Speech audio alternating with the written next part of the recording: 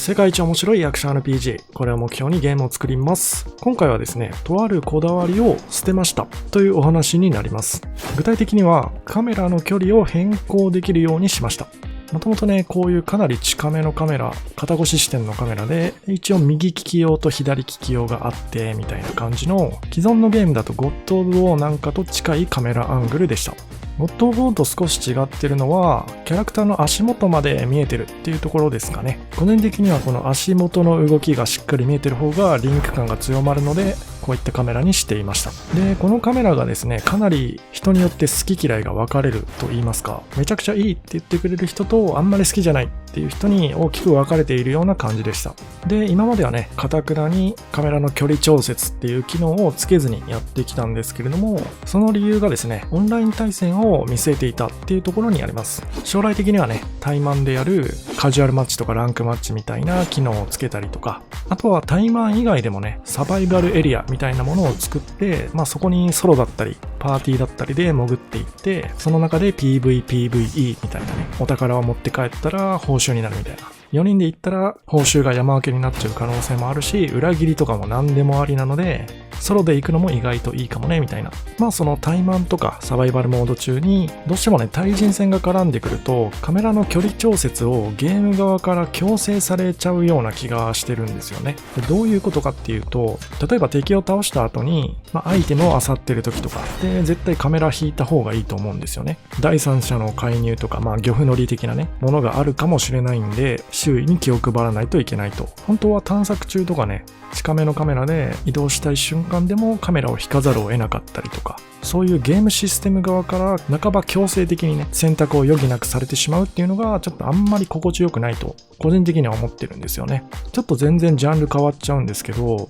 例えば新しくゲームを始める時のね、難易度設定とか、あれも僕すごく嫌いで、そんなんハード選ばなあかんやんっていうゲーマーとしてのね、心理というか、働いちゃうんですよね。最近ようやくね、サクッと一周だけプレイする場合はノーマルを選べるようになってきたんですけど、まだやっぱり心のどこかがね、ムズムズしながらノーマルを選んでたりします。あとそもそも単純に遠いカメラ、三人称視点での距離が遠いカメラっていうのはめちゃくちゃ強いんですよね。キャラクターの後ろがすごく見えてるじゃないですか。これってもう三人称視点の宿命というか、どうすることもできない大きな矛盾点なんですけど、でも僕はね、それでも一人称視点よりも三人称視点の方がその矛盾点を抱えていたとしても優れているんじゃないかと個人的には思ってるんですけど、それはなぜかというと、やっぱりキャラクターの動きを目で見ることができるっていうのが一番なんですよね。自キャラの動きをですね。一人称視点のゲームってそこがやっぱり大きく欠落していて、自キャラの動きが見えないっていうことはめちゃくちゃリンク感をね、削いでしまってるような気がするんですよね。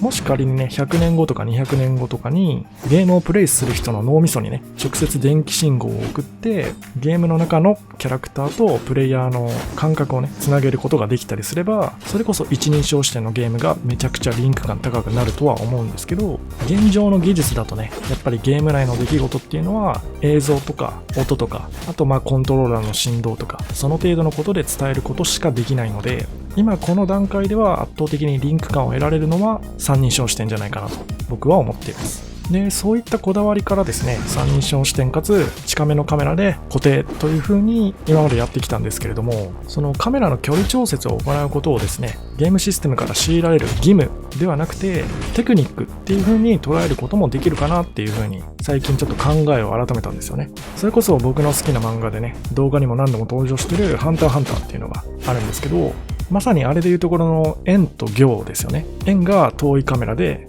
行が相手をロックオンしてる時とか近距離のカメラ、もうそういう技術がメイナスの中でちゃんと確立されてると。ちなみにメイナスっていうのはこのゲームの戦士たちのことですね。いわゆるハンターハンターでいうところのハンターにあたる職業です。もうメイナスの基本技能としてそういった円とか行にあたるものが存在していて、それがゲームシステムでいうところの遠い距離にあるカメラとロックオン機能とか近い距離にあるカメラという風に、もう世界観とかフレーバーからね、しっかかりとね、骨組みを作ってあげることで、システムから強制されている義務みたいなものをだいぶ払拭できるんじゃないかなというふうに考えたんですよ。で、しかもこれが、その一人の敵とね、集中して戦っている時、ロックオンしている時なんかは、もうカメラ近距離固定にしちゃって、そうすると、周りの様子が見えにくくなるっていう、リスクリターンにもなってるんで、割とこれ一石二鳥になってるんですよね。その分しっかりとカメラの位置をね、切り替えるときは何らかの演出、フレーバー的な演出は入れたいですよね。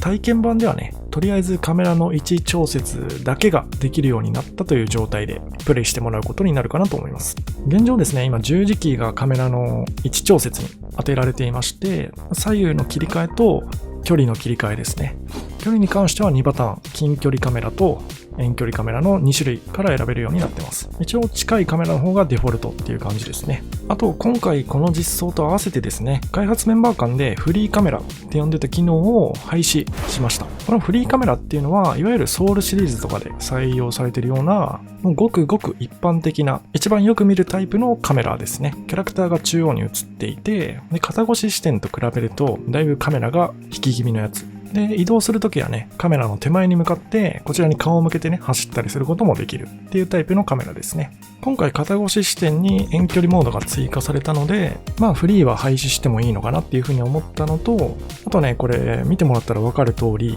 キャラクターの動き方がね、肩越し視点の時とフリーカメラの時で微妙に違うんですよね。主にこの移動モーションの仕組みが変わってきます。で、僕これダークソウルとかをね、初めてプレイした時からずっと思ってたんですけど、この敵とね、対峙した時にノーロックで戦ったりすると相手にケツを向ける動きになるじゃないですか。これがね、めちゃくちゃダサいなって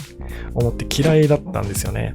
なので、それをなくしたいっていう思いとか、あとこのカメラが2種類あることで、そのロコモーションのシステムそのものをね、2パターン分考えないといけなかったりとか、ちょっといろいろ実装上のね、不都合とかもあったので、今回思い切ってフリーカメラの方は廃止という風にさせてもらいました。それに伴ってね、肩越し視点状態でも、キャラクターの顔を見れるようにしたりとか、いろいろフリーカメラを消したことによる不都合な部分をなるべくなくすような修正も入れてあります。あとですね、今回ちょっとカメラ関連で一つ興味深いコメントがあったので、みんなに共有しておこうかなと思うんですけど、こちら。どうしても画面左に自分を置くことによって視界スペースを確保するカメラが気になってしまう。これだと敵が常に自分の右に立ってくれていることになる。どんな戦いでも自分は常に右前方に攻撃することになる。こんな不自然なことってある？ダクサとかウィッチャーみたいなしっかり自キャラが画面中央にいて多方向からの戦闘ができるカメラにしてほしいな。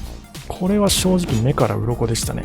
実はロックオン中ってキャラクターはね、ロックオンしている物体、オブジェクトとか相手キャラクターの方をまっすぐ見る、まっすぐ向くっていう風な仕組みになってるんですよね。なので、実はね、これ斜め見ながら戦ってるっていうわけではないんですよね。キャラクター同士はお互い真正面向いて前に攻撃しながら戦ってます。で、その真正面からぶつかり合ってる2人をカメラがね、右とか左とかにずれて、そういうカメラアングルで映してるっていうだけの話なんですよね、実は。うちの千葉のカメラ、特にロックオンのカメラって、ゴッドボーとかと比べてもね、よりその右にずれる、左にずれる量がちょっと大きめに設定してるので、肩越し視点のゲームとかをね、普段全然プレイしてない人は、確かにこういう風に思っちゃう人もいるのかなっていう、非常に興味深い視点の話でしたね。